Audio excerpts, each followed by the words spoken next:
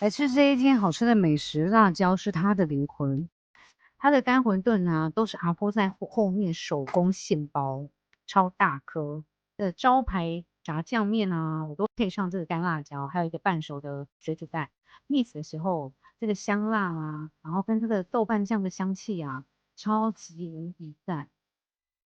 他们的小菜啊，都卤得非常入味。我最喜欢的牛筋，还有猪头皮跟卤大肠，每一个都非常非常好吃。它卤菜非常多种可以选择哦，重点是它的辣椒一定要加。